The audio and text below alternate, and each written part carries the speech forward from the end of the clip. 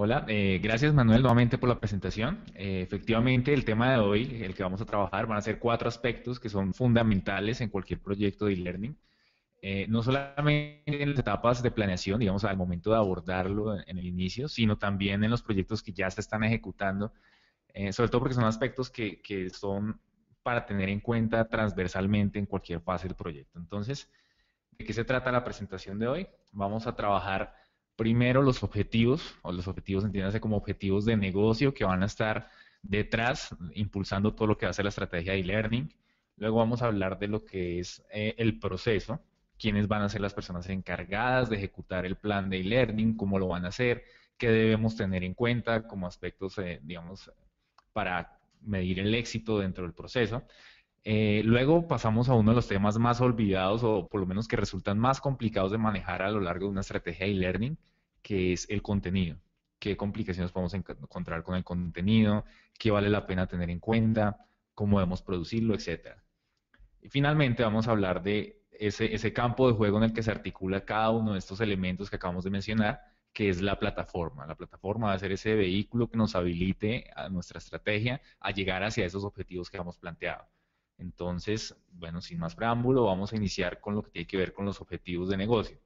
Y a mí me gusta mucho esta lámina y el mensaje que dice la lámina precisamente porque muchas veces nos olvidamos, y no solamente en proyectos de e-learning, sino en muchos otros tipos de proyectos, que al final lo que estamos haciendo no debe ser el objetivo que estamos persiguiendo, sino que debe ser eso que nos va a habilitar para llegar a ese objetivo. Entonces, e-learning como tal es la ruta, no es el destino al cual queremos llegar. ¿Cuál es ese destino al que queremos llegar? Pues van a ser objetivos que impacten al negocio. ¿Cómo lo van a impactar? Generando eficiencias, de pronto en costos, en tiempos, reduciendo tiempos de capacitación o mejorando el impacto, digamos, de mi fuerza de ventas, un impacto social, etcétera. Pero básicamente lo que queremos transmitir aquí en esta lámina es que los objetivos son aquello a lo que yo le voy a apuntar e e-learning es aquello con lo que yo voy a ser exitoso en alcanzar esos objetivos. ¿Cómo son los objetivos entonces? No son intenciones, primero que nada, no son simplemente cosas con las que yo voy a llegar a decir, bueno, yo quisiera como reducir costos, pero ¿de qué manera lo voy a hacer? ¿Cuánto lo voy a reducir? Entonces es algo con lo que yo me pueda comprometer, sí, pero debe estar muchísimo más específico y muchísimo más delimitado para poderlo ejecutar. Entonces esa es la siguiente característica. Los objetivos de negocio deben ser medibles y realizables. Medibles en el sentido de que yo pueda después controlarlos. ¿Lo cumplí o no lo cumplí? ¿En qué medida lo pude cumplir? ¿Lo cumplí a un 100%, a un 70%? ¿Efectivamente lo pude realizar dentro de lo que yo tenía planeado? ¿O definitivamente no se pudo realizar? Y eso tiene que ver precisamente con lo realizable del objetivo. Es algo que yo pueda ejecutar con los recursos, con las personas que tengan mi equipo y dentro del tiempo establecido que yo haya calculado para obtener ese objetivo. Entonces, finalmente también mencionamos que tienen un plazo de ejecución y es precisamente porque si yo no fijo un plazo va a ser mucho más difícil controlarlo. Entonces, el objetivo de reducir los costos lo voy a trabajar en un periodo de un año, de 6 meses, de 3 meses. Digamos que no hay una respuesta única para esa pregunta. La respuesta realmente dependerá de las características de cada organización y de los tiempos de ejecución que tengan para cada una. Vamos a entonces hablar del primer tip que tiene que ver con la parte de objetivos de negocio. ¿Cómo podemos ser más eficaces en la realización de los objetivos? Deberíamos dividir los objetivos de negocio en bloques más pequeños que yo pueda trabajar en periodos más cortos de tiempo. Esto lo podemos evidenciar en el siguiente ejemplo. Algunos de ustedes probablemente conocen a Carolina Pintor, nuestra jefe de mercadeo. Entonces digamos que Carolina decidió emprender, decidió utilizar sus habilidades culinarias y montó una fábrica de galletas. Dentro de su fábrica de galletas tiene el personal de panadería y los va a capacitar de una manera presencial y hace unos 4 periodos de capacitación anual. Esto le funciona, pero ella quisiera como objetivo reducir no solamente los costos de capacitación, sino aumentar el número de ciclos de capacitación para su personal. ¿Cómo lo puede lograr? Lo puede lograr a través de capacitaciones, lo puede lograr a través de e-learning o de algunas otras estrategias, pero digamos que aquí lo que queremos resaltar es que en este punto ella no tiene claro cuál va a ser el camino para lograrlo, ella sabe es cómo es lo que está, digamos, lo que está necesitando entre su organización y cómo debe plantearlo como un objetivo de negocio para poder después controlarlo, medirlo y ver si efectivamente lo puede realizar. Ahora, ella entiende el tip que acabamos de mencionar, entonces lo que hace es dividir ese objetivo que habíamos planteado de manera anual, como un aumento de 12 ciclos de capacitación al año y con unos costos de 10% menos de lo que tradicionalmente venía trabajando, en bloques más pequeños, y eso se ve en la lámina, y ella lo que dice es, bueno, si necesitamos 12 capacitaciones al año, entonces vamos a ejecutar una capacitación por mes. Ese es un objetivo mucho más acotado, mucho más pequeño, mucho más trabajable, y que le permite a ella en determinado momento decir algo, por ejemplo, si no ejecutó en un mes, tendrá que ejecutar 2 capacitaciones al siguiente mes o algo por el estilo. Digamos que lo puede controlar mucho más fino en ese sentido. Y los costos de capacitación los va a restringir para cada una de esas capacitaciones mensuales que va a ejecutar, no para la totalidad de las capacitaciones, digamos, en el periodo de un año. Entonces, el ejemplo aquí ilustra perfectamente lo que veníamos hablando del tip 1, es dividir esos objetivos de negocio en plazos más cortos y bloques más trabajables para que sea mucho más sencillo.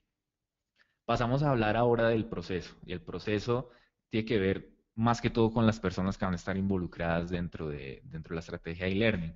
Se trata de conformar un equipo adecuado de trabajo y asignar las responsabilidades para que se pueda cumplir con todo lo que se plantea dentro de los tiempos y costos estipulados. Y aquí hablamos de un mensaje muy importante, y es un proyecto de e-learning no lo ejecuta un departamento como tal, sino lo ejecuta una fuerza de tarea. ¿A qué nos referimos con esto? Normalmente en las organizaciones se asigna como el departamento de capacitación o el departamento de recursos humanos para que estén al frente de la ejecución de una estrategia e-learning. Es muy bueno que tengamos responsables claramente identificados, pero también es cierto que es algo que no va a depender únicamente de ese departamento, sino que varios departamentos y varias áreas de la organización van a tener que ver en el proyecto. Si estamos persiguiendo, por ejemplo, un objetivo de negocio que tenga que ver con el área comercial, va a ser muy difícil que el área de recursos humanos ejecute el proyecto sin tener en cuenta el insight y, digamos, las opiniones y todo el planteamiento que el área comercial pueda realizar sobre el proyecto. De igual manera, se van a requerir recursos en lo que tiene que ver con la producción de contenido, la parte estética, la parte gráfica, que seguramente van a hacer que en el proyecto se necesiten personas de diseño, personas de comunicaciones, de la parte de mercadeo, etcétera, y todo eso ya debe estar estipulado como parte del proceso para que sea mucho más armonioso después al momento de trabajarlo. ¿Cómo deberíamos llevar el proceso de una estrategia de e-learning? A mí me gusta mucho esta gráfica precisamente porque nos muestra dos maneras de abordar no solamente un proyecto de e-learning, sino cualquier tipo de proyecto. eh, y que tradicionalmente se ve mucho en las organizaciones colombianas, sobre todo la de abajo. Entonces, la idea es poder trabajar el proyecto y el proceso como tal de e-learning como si fuera un mínimo producto viable, como si tuviéramos que tener victorias rápidas e iteraciones con las cuales pudiéramos ir generando valor poco a poco e ir construyendo confianza sobre el proyecto. Entonces, miramos por un segundo la imagen de la parte de arriba donde dice Not Like This. Es una forma muy, muy particular en la que trabajamos los proyectos en las organizaciones colombianas, que es, hacemos todo un planteamiento de lo que va a ser el proyecto. Sabemos que queremos llegar, por ejemplo, aquí como dice la gráfica, a un automóvil, a un carro, pero la manera en que lo vamos ejecutando y lo vamos construyendo no va proporcionando ni el valor ni la confianza en los usuarios finales. Entonces, por dar un ejemplo ya con la parte de learning puntualmente, en una etapa inicial, en la etapa uno, como se ve ahí, podríamos tratar de generar todo un plan de universidad corporativa y generar un documento que, si bien es importante, no va a ser algo funcional para los usuarios. Al final no vamos a tener algo con lo que ellos puedan interactuar. En un segundo paso podemos tener de pronto una plataforma, pero no tener el contenido. Entonces, de igual manera, pues la plataforma sin el contenido no me va a servir de a mucho. En el tercer paso podemos tener la plataforma y el contenido, sin embargo no va a ser el contenido de la manera que lo hemos planeado hacia los usuarios finales, sino que de pronto se llevó mucho lo que tiene que ver con la opinión de las directivas o lo que tiene que ver con la opinión del equipo, sin tener en cuenta al usuario. Entonces de pronto tampoco le va a gustar y no va a tener el impacto en la organización como lo habíamos planeado. Y finalmente, ya que aprendimos sobre qué le gusta o qué le sirve al usuario, ahí iteramos a un cuarto paso y ya tenemos el producto como lo habíamos planeado al inicio, o por lo menos en el sentido del impacto que queríamos tener. Ahí sí vamos a tener contento al usuario, pero lo triste, digamos, de este caso fue que tuvimos que abordar 4 pasos iniciales para poder llegar a ese punto. Y lo más triste aún es que durante esos 4 pasos iniciales, probablemente el sponsor del proyecto perdió la fe, probablemente también perdimos recursos que pudimos enfocar en un trabajo mucho más de valor dentro de lo que es el proyecto, y en general se dieron dinámicas dentro del trabajo que posiblemente no van a llegar a un muy buen resultado, o por lo menos, insisto, se pierde mucho la fe en el proyecto. ¿Qué tenemos en la parte de abajo? En lo que tenemos ya como tal, lo que hablamos de las victorias rápidas, de iteraciones, de ir mirando cómo vamos construyendo de una forma mucho más inteligente el proyecto. Tenemos que siempre en los pasos que vamos construyendo dentro del proyecto vamos a tratar es de generarle valor al usuario final y de que esté contento. Pero al usuario, no tanto al equipo de trabajo, no tanto a, digamos, a las personas que estamos involucradas directamente dentro del proyecto, sino a los que van a consumir el contenido y sobre los cuales queremos generar un impacto positivo. Entonces, por decir algo, en la etapa uno podríamos tener un caso en el que el equipo construyó la plataforma muy sencilla, muy básica, pero muy alineada a lo que se espera como objetivo de negocio, con un contenido también muy sencillo, al que se le ofrece al usuario final y que logra tener un impacto positivo. Tal vez no todo el impacto y tal vez no todas las características que queríamos tener inicialmente, pero se tiene ese impacto positivo. Entonces, ¿qué vamos a tener? Una situación en la que el usuario final está contento, el equipo de trabajo va a poder tener información útil sobre lo que fue la experiencia de ese usuario, y el sponsor del proyecto o digamos, las personas que están atrás impulsando ese proyecto van a continuar teniendo fe sobre los resultados. En un segundo paso podemos tener que basado en la información que tuvimos de ese usuario, se hizo un mejoramiento de ese contenido inicial que se tenía, se mejoró la experiencia de usuario en la plataforma, etcétera, y de pronto se lanzaron 2 cursos nuevos. Entonces tenemos otra situación en la que el usuario sigue contento, el sponsor sigue contento y en general, digamos, se están obteniendo los resultados.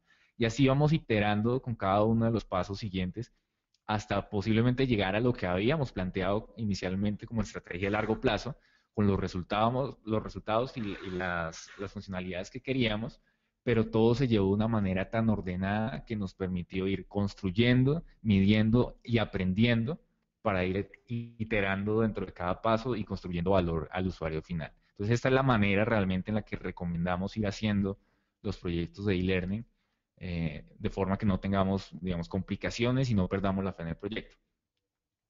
¿Cómo debería estar conformado el equipo de trabajo? El equipo de trabajo definitivamente necesita por lo menos de los roles que tienen que ver con contenido, diseño y tecnología. Y con contenido, diseño y tecnología no me refiero que solamente deberíamos limitarnos a eso, sino que es lo básico con lo que queríamos contar.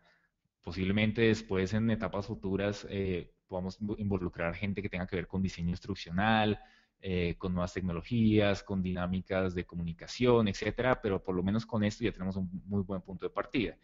Ahora, transversal a todo esto debería estar la parte de educación como tal, ¿vale? Si finalmente lo que estamos haciendo es una estrategia de e-learning, el componente de enseñanza y aprendizaje pues debe ser fundamental desde la parte de diseño, desde la parte de tecnología y desde la parte de los contenidos que van a interactuar con los usuarios. Entonces, probablemente vamos a tener dentro de las etapas iniciales de un proyecto que sea muy pequeño, personas que puedan cumplir con los 3 roles, que sea la persona que hace el contenido, que a la vez diseña y que de pronto ya sabía en qué plataforma montarlo. Eso no tiene ningún problema.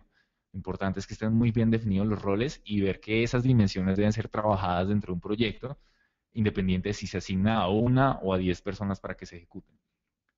En la parte de coordinación, definitivamente debería haber una persona que sea responsable de hacer todo este proceso, que pueda no solamente mirar cuál ha sido el avance y ayudar a coordinar las actividades, sino que se encargue de despejar todos aquellos elementos que imposibilitan al equipo de trabajo a cumplir su misión.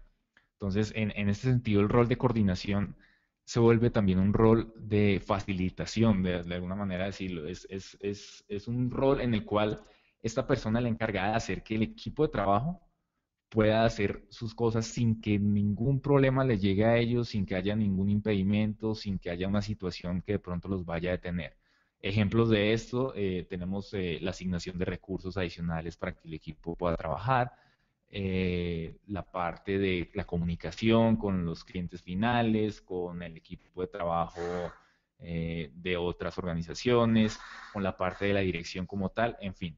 Este rol debería estar para ayudar al equipo y por el equipo y no al revés. El equipo no trabaja para el coordinador trabaja para el equipo como tal. Esto nos lleva mucho a pensar en el tip número 2 y que es rara a la vez, digamos, que se ejecuta en las organizaciones colombianas y es algo de pronto muy cultural y es delegar es confiar. No se trata que si yo voy a delegarle una función, por ejemplo, a un diseñador, eh, yo no vaya a tener toda la certeza de que ese criterio de esa persona es el adecuado.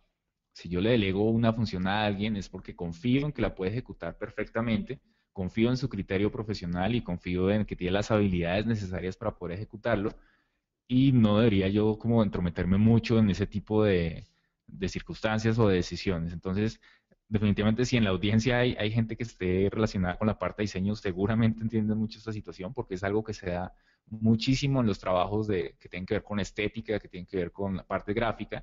Todos queremos o todos tenemos como ese sentido como que nos creemos Steve Jobs y creemos que le podemos meter mano a los diseños sin que haya ningún problema, pero la verdad es que los diseñadores son gente con habilidades especiales, son gente entrenada en ese tipo de cosas y a los cuales deberíamos tener confianza para poder delegar las cosas sin que haya ningún problema. Un tip adicional sobre, digamos, esta parte de delegar es confiar. Si definitivamente nos está costando muchísimo el delegar de manera efectiva, una recomendación que sirve mucho es darle a entender a las personas del equipo de trabajo cuáles son esos criterios o esos elementos con los cuales pueden ayudar a convencer a las personas que toman las decisiones sobre una determinada propuesta. Entonces, por decir algo, si un diseño necesita aprobación de la dirección, pero de pronto no nos es suficiente con el criterio del diseñador, vale la pena decirle como, mira, puedes trabajar pruebas con usuarios finales y eso lo traes como evidencia para demostrar que eso es lo que funciona, esa propuesta que nos estás haciendo es lo que funciona. Entonces, estudios de usabilidad, referencias, digamos, de sitios que funcionen y hacer como benchmarking al respecto, en fin, rodear a esa persona de herramientas con las cuales pueda demostrar que esa propuesta es la adecuada. Tenemos entonces el ejemplo nuevamente de la fábrica de galletas de Carolina, en la que vamos a trabajar, como lo habíamos hablado antes, a través de fases el proceso. Entonces, en una primera fase ella decide adquirir y parametrizar la plataforma, digamos, hacer una inversión no tan grande al inicio, pero suficiente para poder salir con unos cursos piloto, con unos cursos que van a estar dirigidos hacia un grupo de usuarios pequeño, pero con los cuales va a poder aprender sobre qué funciona y qué no funciona en su estrategia. En una segunda fase, ella decide que basada en esa información que ya obtuvo de esos usuarios, va a poder hacer una inducción corporativa y va a crear, perdón, unos primeros lineamientos de lo que es la estrategia de educación virtual. Entonces ella dice, si ya funcionó determinado contenido, determinado tipo de contenido, determinada estética dentro de la plataforma, vamos a hacer un documento que nos permita estandarizar eso y que de ahí en adelante los contenidos salgan producidos de la forma en que sabemos que funcionan. Entonces, eso se hace solamente después de que se ha aprendido que funciona. Antes no se podría hacer eso. Y en una tercera fase, ya que ha tenido la oportunidad de experimentar lo que funciona y lo que no funciona, de obtener datos valiosos de sus usuarios y en general de todo lo que ha sido la interactividad en la plataforma, ella decide ya lanzar como tal los planes de formación para todas sus personas, para toda su fuerza de trabajo, planes de sucesión y como tal ya construir lo que es la universidad corporativa. Entonces vimos que fue un trabajo por fases que le permitió, insisto, ir construyendo, aprendiendo, midiendo e ir evolucionando la plataforma poco a poco. Pasamos ahora entonces al tema de la producción y el mantenimiento de contenido. Y hago énfasis en el mantenimiento de contenido porque es algo de lo que la mayoría de las veces se podría uno llegar a olvidar en un proyecto de e-learning. Nosotros de pronto metemos mucha energía y mucho esfuerzo en producir el contenido y que quede muy bien, pero se nos olvida que el contenido puede variar en el tiempo por muchísimas razones, porque una actualización, porque un cambio en una teoría de pronto del contenido, porque se cambió de experto el tema y tiene ideas novedosas sobre ese tema que vale la pena incorporar al contenido, etcétera. Entonces, eso debería poder mantenerse. ¿Y cuánto me va a costar mantenerlo? Es algo que yo debería poder estimar desde el principio de mi estrategia. Entonces, la frase que exponemos acá es, el contenido de learning no es un evento ni es un entregable, es un proceso, porque no es algo que se vaya a entregar una única vez, digamos, al principio del proyecto, sino es algo que va a tocar revisar cada cierto tiempo, que debemos estar conscientes de que eso tiene una evolución y pues cuáles son esas características que deberíamos tener en cuenta a medida que evoluciona. Entonces, lo que recomendamos para la parte del mantenimiento de contenido son estos tres pasos que vemos en la lámina. Primero, clasificar el contenido. Clasificarlo es obtener toda esa información que me resulte útil a mi organización para determinar de qué se trata ese contenido. Entonces podemos tener elementos, por ejemplo, que nos indiquen qué tan complejo es, y puede ser complejo en términos de qué tan difícil puede ser producir el contenido o qué tan difícil puede ser conseguir a un experto en el tema para poder saber sobre ese contenido o qué tantos recursos necesito para producirlo en general. Podemos tener, digamos, temas de clasificación que tienen que ver con longitud, con hacia quién va a estar dirigido, es decir, en términos de audiencia, qué tipos de contenidos va a utilizar, etcétera. Digamos que en general es todo aquello que me permita clasificar esa información, ese curso o ese contenido que estoy produciendo para poder identificarlo muy bien y después poder, basado en esa identificación, costearlo y determinar qué elementos voy a necesitar para poder mantenerlo. El segundo paso es asignar responsabilidades. Si hay un contenido que está muy asociado a la parte comercial, tal vez no sean necesariamente las personas del equipo de trabajo del área de e-learning las que deban ser responsables de ese contenido, sino que posiblemente sea el área comercial quien deba estar encargada de ese contenido. Si hay un curso, por ejemplo, que tenga que ver con la parte de contabilidad, de pronto es esa área específica la que tenga que manejar o sea responsable de ese contenido y no necesariamente el área de learning. Pero digamos que aquí tenemos dos enfoques y hemos visto tradicionalmente que ambos funcionan muy bien, pero que igual dependen mucho de la organización. Y es tener el enfoque centralizado de producción de contenido o tener el enfoque por unidades, una forma mucho más orgánica de generarlo. ¿En qué consiste el enfoque centralizado? Consiste en que tengo mi equipo de generación de contenido de e-learning. Entonces, no es un área, insisto, es una fuerza de trabajo que va a estar encargada de hacer toda la producción de contenido.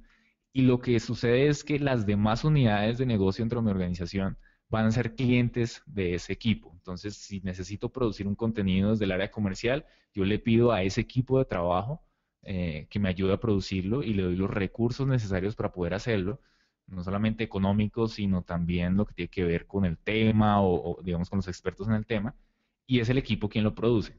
Eso no tiene ningún problema, insisto, depende de la organización que la pueda ejecutar. Y la segunda alternativa que tenemos es la forma orgánica, es decir, que el área perdón, el área no, sino el equipo de e-learning se va a encargar de producir los lineamientos con los cuales cada una de las unidades de negocio debería poder producir su propio contenido. Entonces, en este sentido, se vuelve más un equipo de trabajo orientado hacia la educación de los demás unidades de negocio, hacia la parte de establecimiento de normas, de estándares, de todo lo que tiene que ver con la dinámica de trabajo y producción de contenido. Y las demás unidades, pues cada uno tendrá la forma de hacerlo que esté alineada a lo que el equipo de trabajo de e-learning les recomendó hacer. Finalmente pasamos a la parte de estimar recursos. Si ya sé qué elementos tiene mi contenido, cuántas horas, digamos, tiene el curso, cuántas imágenes tiene, si está en formato SCORM, si de pronto tengo videos, etcétera. Y también tengo elementos que me digan, por ejemplo, cuántas veces al año debería actualizar el contenido. Ahora sí puedo pasar a estimar los recursos necesarios para poder mantener ese contenido en el tiempo. Me va a costar 1 millón de pesos, 3 millones de pesos, me va a costar más dinero de pronto mantenerlo o necesito no tanto recursos monetarios en ese sentido, sino de pronto necesito a alguien que me ayude dentro de mi organización como un diseñador y de pronto es simplemente cuestión de 2 o 3 horas de trabajo al año para poder actualizarlo. Todo eso dependerá de esa clasificación inicial que se hizo, pero igual debe estar al final muy bien estimado los recursos que voy a necesitar. Y aquí la recomendación es, independiente de si es dinero lo que voy a necesitar de manera específica o si son otro tipo de recursos, al final yo debería poder tener eso todo en términos de dinero. Si son horas de un diseñador, yo debería ponerle un valor a esas horas, asignárselos, y si son 5 horas a 100 pesos, entonces voy a decir que el curso me cuesta actualizarlo 500 pesos para poder tener un criterio mucho más puntual de comparar cuál de los cursos va a resultar más costoso de mantener. En ese sentido puedo tomar mejores decisiones porque estoy teniendo la misma unidad de medida para cada uno de los contenidos. Entonces, el tip número 3, y esto es algo que también hemos manejado a través de la experiencia con varios proyectos, es no excederse en el alcance inicial del contenido. El contenido definitivamente es de las cosas más importantes en una estrategia de learning porque es lo que finalmente va a tener interacción con los usuarios. La manera en que el usuario perciba mi contenido es la manera en que va a percibir el proyecto en general. Entonces, de pronto nos llegamos a emocionar mucho al inicio de un proyecto sobre todas las cosas que deberíamos tener. Deberíamos tener videos y clases en vivo y de pronto un chat y vamos a manejar también un Scrum interactivo, etcétera. Eso está muy bien, digamos que ese entusiasmo no hay que perderlo a lo largo del proyecto, pero insisto, la recomendación es trabajar eso por fases e ir midiendo qué va funcionando y qué no va funcionando para irlo descartando, ¿vale? Entonces es optimizar esas inversiones iniciales en tiempo y en dinero para producir el contenido de manera que pueda yo ser efectivo y prudente, digamos, en el manejo de lo que es el proyecto.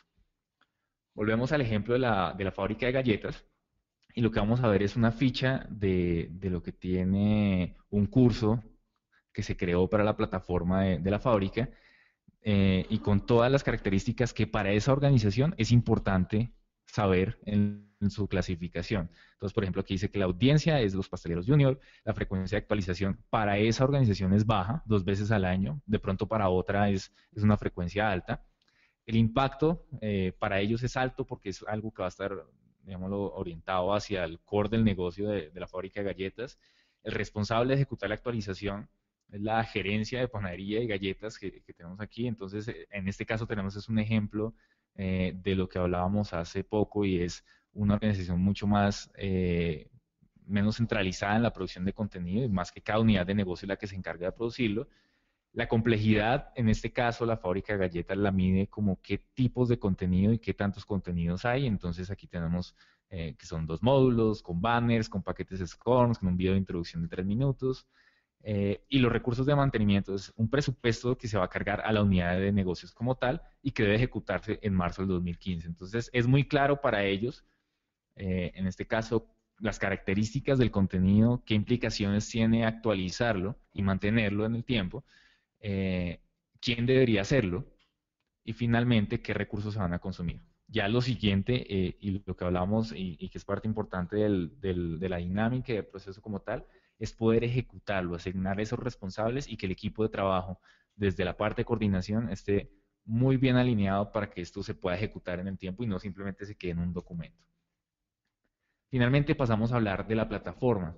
Y la lámina creo que es muy diciente en el sentido de que la plataforma es ese campo de juego en el que se va a desarrollar la estrategia de e-learning. ¿Y por qué nos gusta hablar del campo de juego? Porque cuando uno va a un partido de fútbol, de baloncesto, por más que la cancha o el campo de juego esté muy bien, los protagonistas realmente van a ser los jugadores, va a ser la dinámica de juego, va a ser eso que vamos a ver como espectáculo. Entonces, digamos, lo primero que debe cumplir una plataforma, así como un buen campo de juego, es que esté en óptimas condiciones, esté en unas condiciones tales que no se robe el show, no se robe el espectáculo, no se robe la atención de aquellos que van a participar dentro de la plataforma, sino que finalmente sigan siendo los contenidos y la enseñanza y el aprendizaje lo que brillen dentro de la estrategia.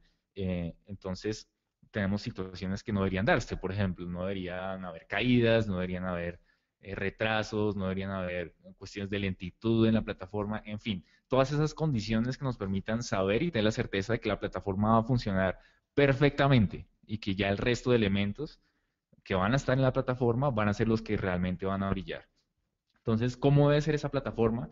Lo hablábamos de ser robusta, de ser de una manera técnicamente hablando, es que esa que esa plataforma tenga unas características que le permitan ser segura en el sentido de que esté siempre disponible, que sea, digamos, que tenga integridad en los datos que va a almacenar, que sea rápida en su acceso, etcétera. Digamos que no debería haber ningún problema en la carga de la plataforma ni en ninguno de sus componentes que me impidan a mí como usuario tener una buena experiencia. Debe ser escalable y esto es algo muy importante, sobre todo cuando estamos iniciando un proyecto, y es ir pensando en que en algún momento determinado la plataforma va a crecer. Si yo estoy planeando un proyecto es porque eso debería evolucionar en el tiempo. Debería crecer en la audiencia, debería crecer en la cantidad de usuarios que voy a dirigirme, debería crecer en el número de objetivos de negocio que voy a impactar con la plataforma. Entonces debería ser escalable, nos referimos es a que esa plataforma debe poder crecer sin que se interponga ningún problema técnico al momento de hacerlo. ¿Listo? Y finalmente debe ser flexible. Flexible en el sentido, nos referimos mucho en la parte funcional. Desde el principio deberíamos tratar de que esa plataforma me permita a mí contar con toda una cantidad de características técnicas y con una comunidad de desarrollo de forma tal que vaya a poder evolucionar funcionalmente en el tiempo sin que haya ningún problema. Yo no debería atarme a una plataforma con la cual voy a saber que voy a quedar limitado después de unos años porque no la van a actualizar o porque no hay suficientes desarrolladores en una comunidad. Y para esto, de hecho, es un tema que trató muy bien en otro webinar Germán Rojas y que les recomiendo revisar porque es la importancia de la comunidad en las partes de, perdón, lo que tiene que ver con el software, la importancia de la comunidad en lo que tiene que ver con entornos de aprendizaje y cómo esta ayuda a que esa evolución de la plataforma finalmente se vaya orientando hacia esas características de mayor utilización dentro de este tipo de entornos. Y el tip número 4 tiene que ver con unas decisiones que son muy, digamos, muy familiares para las personas que están en los cargos de tecnología, en la toma de decisiones de tecnología, y es adaptar o adoptar. Y en este sentido, la primera recomendación que le hacemos a todos nuestros clientes en lo que tiene que ver con plataforma es que en la parte de las estrategias de e-learning y en general, de hecho, en cualquier plataforma que se va a incorporar dentro de una organización, siempre se debe tratar primero de adoptar y luego ahí sí de adaptar. Y por eso es tan importante contar con una plataforma que desde el principio sea funcionalmente muy rica, muy atractiva y muy flexible. ¿Por qué? Porque si primero adopto, voy a tener no solamente funcionalidad que ya está probada en otras organizaciones, que funciona bien, que ha aportado valor a esas organizaciones y que ha evolucionado con el tiempo, sino que muy probablemente voy a reducir los costos de esa inversión inicial en la parte de tecnología. No es lo mismo adoptar una plataforma que ya está hecha, que ya funciona, perdón, y que de alguna manera, digamos, ya muchas personas han probado a tener que desarrollar algo de ceros, construir una funcionalidad a la medida, de pronto conseguir programadores o conseguir una empresa que me desarrolle algo, que no solamente se puede ir en costos mayores de desarrollo, sino de mantenimiento. Si es algo muy de mi organización, algo que construí para mí, ¿quién me va a ayudar a mantener eso si no es el mismo proveedor que me lo construyó o mi misma fuerza de trabajo, perdón, de desarrollo dentro de la empresa? Entonces, primero tratar siempre de adoptar, es más valioso, es más seguro y es mucho menos costoso que crear algo desde ceros. Entonces, volviendo al ejemplo de la fábrica de galletas, pero ya desde la perspectiva de plataforma y de tecnología como tal, entonces vemos un ejemplo que ilustra la parte de flexibilidad, la parte funcional y digamos la manera en que tomaría una persona que toma decisiones dentro de la parte de tecnología este proyecto. Entonces, la persona de tecnología que hace parte del equipo también de trabajo de la estrategia de learning vería un proyecto por fases y vería una evolución de funcionalidades. Esto es algo que podría plantear antes de tomar una decisión de compra de una plataforma, de adquisición de una plataforma. Entonces, en una fase uno que es coincidente con la fase, digamos, de lanzamiento de unas pruebas piloto de cursos y de un número de usuarios pequeño, tendríamos 200 usuarios, la plataforma debería poder responder a eso con una funcionalidad base de video, tareas y quizzes. No se van a realizar integraciones en ese momento, simplemente se trata de llegar a esa audiencia con unos contenidos que son básicos, pero que en algún punto deberían evolucionar. Y precisamente en esa evolución se va a comenzar en la fase 2, en la cual vamos a tener 500 usuarios, entonces la plataforma ya debería poder crecer y soportar ese número de usuarios sin que vaya a haber ningún problema técnico, pero también vamos a contar con funcionalidad adicional, vamos a incorporar actividades de revisión por pares, sesiones de video en vivo, etcétera. Entonces, desde ya, desde el momento de tomar la decisión, esa plataforma debería poderme ofrecer todo eso que yo voy a necesitar en el futuro. En esa segunda fase ya vamos a contar con una primera integración y es la parte de autenticación de usuarios. Importante aquí resaltar que esa integración, si se dan cuenta, no se dio en la fase uno, que hubiera sido de pronto muy bueno y aportado una muy buena experiencia de usuario al principio, sí, pero ¿qué tanto se justificaba una inversión en una integración cuando hasta ahora estábamos trabajando un proyecto en su fase inicial y no sabíamos si realmente estaba funcionando para impactar el objetivo de negocio? Entonces es mucho mejor trabajar ese tipo de elementos cuando la confianza en el proyecto sea lo suficientemente alta, cuando ya se presenten resultados que nos puedan indicar a nosotros, hey, esto está funcionando efectivamente, vale la pena seguir invirtiendo. Inclusive, digamos, en lo que podría ser qué tan fácil conseguir esos recursos adicionales, definitivamente sería mucho más fácil en etapas posteriores que en etapas iniciales, donde la incertidumbre es muchísimo mayor. En la fase 3, entonces vemos que ya la plataforma debería soportar 2.000 usuarios y contar con funcionalidad que involucre elementos como la gamificación, certificados, programas, desempeño.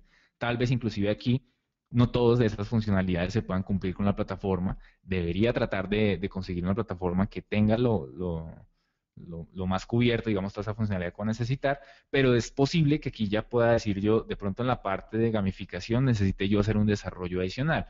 Ya lo puedo comenzar a estimar, pero siempre teniendo en cuenta que primero voy a adoptar la plataforma. Aquí en la parte de integraciones tenemos ya lo que tiene que ver con una bodega de datos, que tiene sentido nuevamente en la parte de que ya hay una fase madura del proyecto que nos permite a nosotros decir, eso está dando resultados como para poder incorporar esa integración adicional, pero también porque eh, todo lo que tiene que ver con análisis de datos, con información, digamos, más relacionada con Learning Analytics e inteligencia de negocios sobre la parte de aprendizaje, tiene mucho más sentido cuando tengo suficiente información recolectada a lo largo del tiempo para poder analizarla. Entonces, estamos hablando de un periodo de, no sé, mínimo unos 6 meses, un año, en los cuales yo ya tengo datos de los usuarios que me permitan a mí tomar mejores decisiones sobre la parte de aprendizaje y enseñanza. Entonces, recapitulando, lo que trabajamos hoy son 4 elementos que son fundamentales en un proyecto de learning, independiente, insisto, de si es algo que se está abordando al principio en la parte de planeación o si se está abordando, digamos, en una revisión, en una iteración sobre algo que ya se viene haciendo. Y lo primero es plantear los objetivos de negocio. Y recordemos que el e-learning es la ruta, no es el destino. Así que toca plantear muy bien los objetivos de negocio y el e-learning o cualquier otra estrategia que yo tenga debe permitirme a mí conseguir esos objetivos de negocio. Luego la parte que tiene que ver con el proceso y hablábamos de que un proyecto de learning no lo ejecuta un departamento, sino una fuerza de tarea y esa fuerza de tarea debe actuar de manera coordinada, debe tener, digamos, involucrar los roles de tecnología, diseño y contenido para poder ser eficientes y exitosos en la estrategia que estoy teniendo.